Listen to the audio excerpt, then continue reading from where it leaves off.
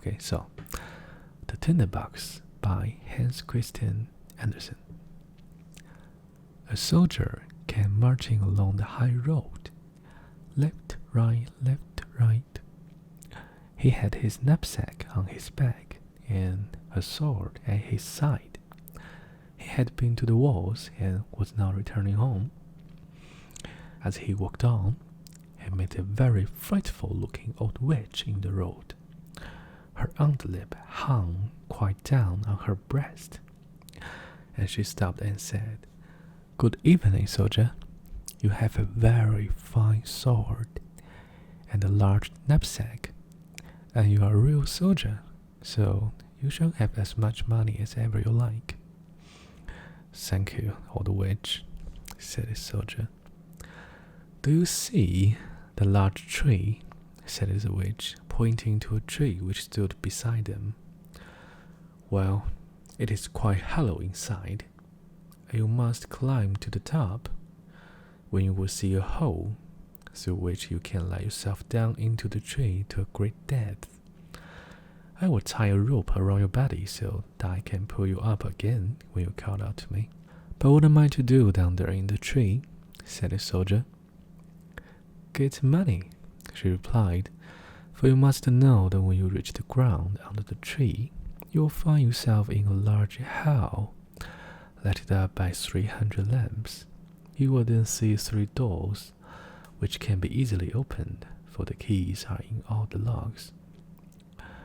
On entering the first of the chambers, to which these doors lead, you will see a large chest standing in the middle of the floor, and upon it a dog seated with a pair of eyes as large as teacups, but only not to be at all afraid of him.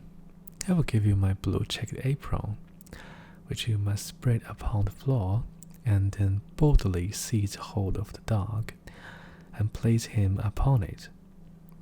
You can then open the chest and take from it as many pence as you please.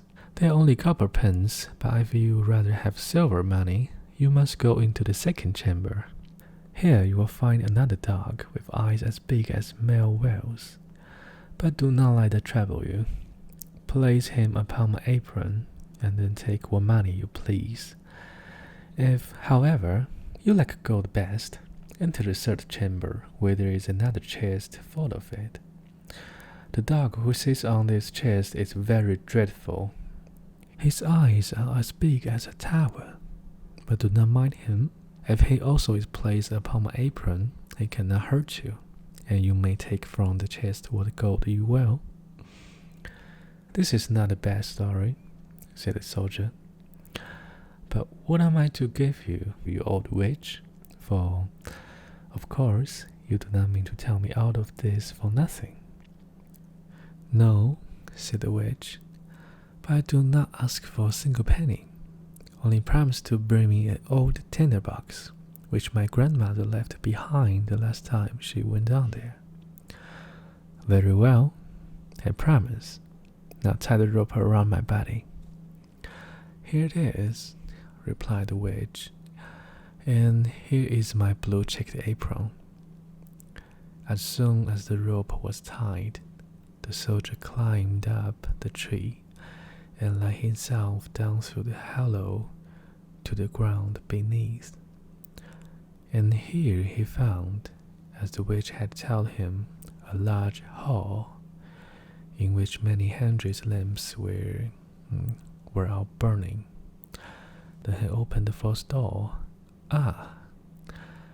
There sat a dog with the eyes as large as teacups, staring at him.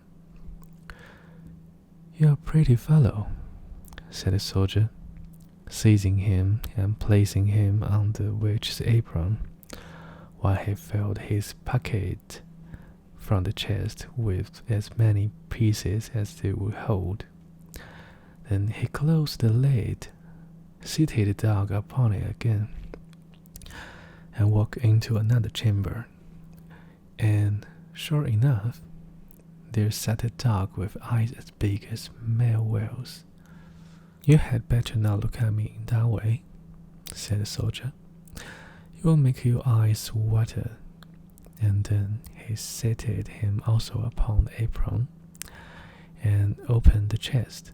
But when he saw what a quantity of silver money it contained, he very quickly threw away all the coppers he had taken, and filled his pockets and his knapsack with nothing but silver. Then he went into the third room, and there the dog was really hideous. His eyes were truly as big as towers, and they turned around and around in his head like wheels.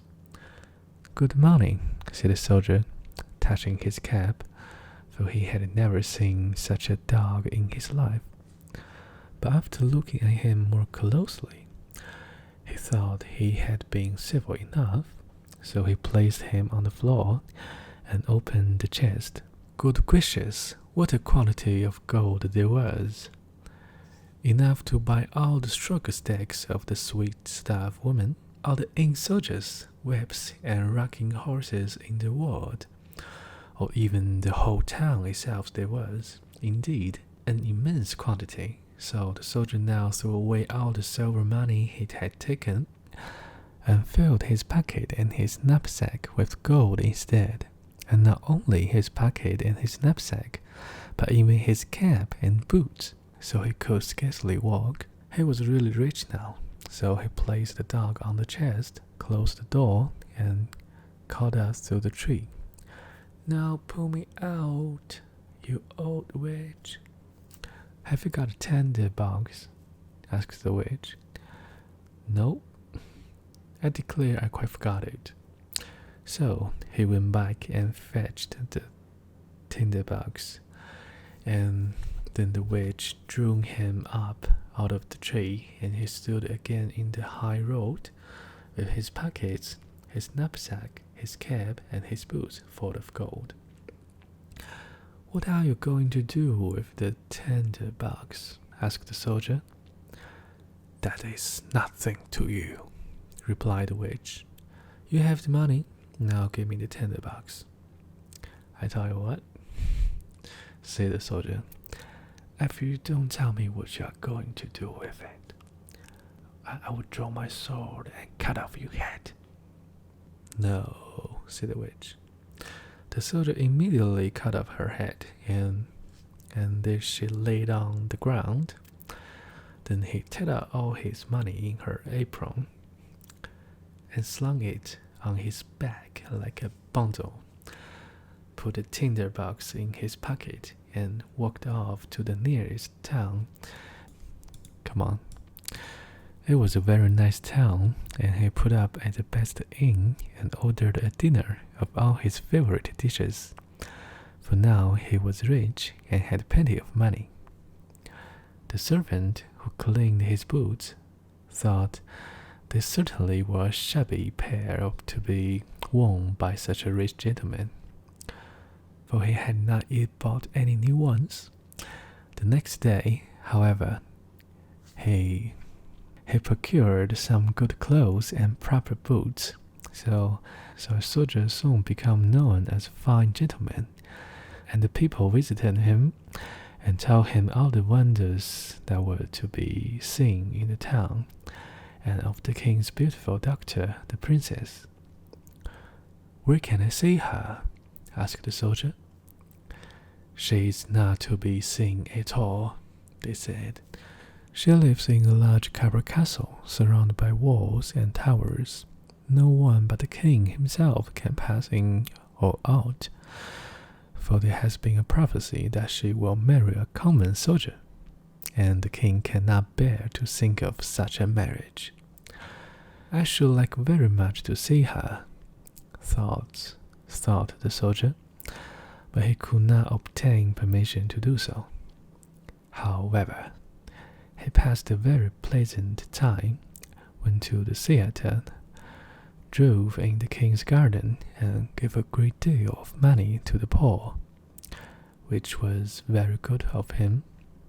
He remembered what it had been in olden times to be without a shilling. Now he was rich, had fine clothes, and many friends who all declared he was a fine fellow and a real gentleman, and all this gratified him exceedingly. But his money would not last forever, and as he spent and gave away a great deal daily, and received none, he found himself at last with only 2 shillings left. So he was obliged to leave his elegant rooms and live in a little garret under the roof, where he had to clean his own boots and even mend them with a large needle. None of his friends came to see him. There were too many stairs to mount up. One dark evening, he had not even a penny to buy a candle. Then, all at once, he remembered that there was a piece of candle stuck in the tinderbox, which he had brought from the old tree, into which the witch had helped him.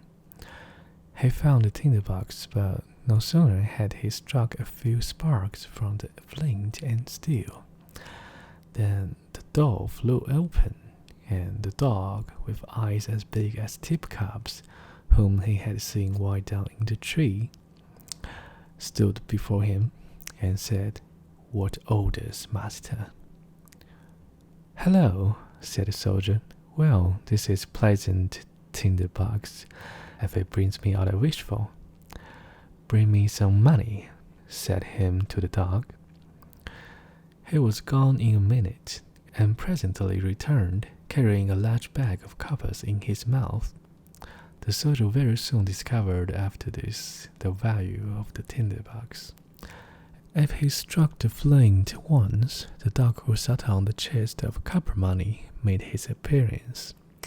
If twice, the dog came from the chest of silver, and if 3 times, the dog with eyes like towers, who watched over the gold. The soldier had now plenty of money.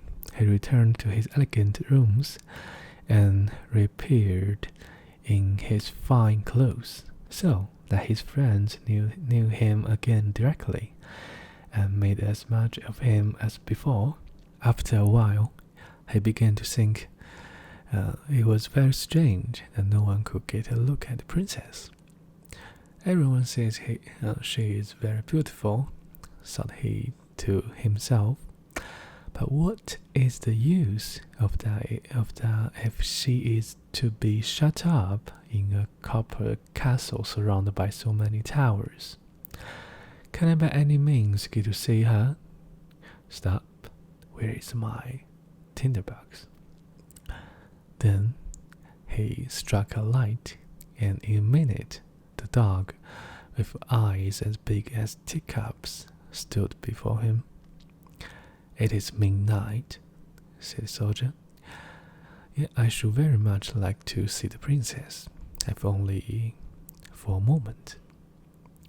The dog disappeared instantly, and before the soldier could even look around, he returned with the princess. She was lying on the dog's back asleep, and looked so lovely that everyone who saw her would know she was a real princess. The soldier could not help kissing her.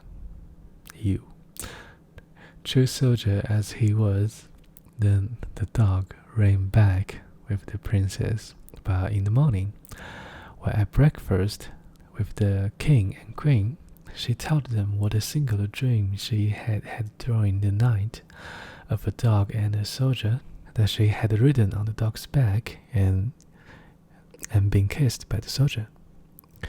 "That is a very pretty story indeed," said the queen. So the next night, one of the old ladies of the court was set to watch by the princess's bed to discover whether it really was a dream or what else it might be. The soldier longed very much to see the princess once more, so he sent for the dog again in the night to fetch her, and to run with her as fast as ever he could.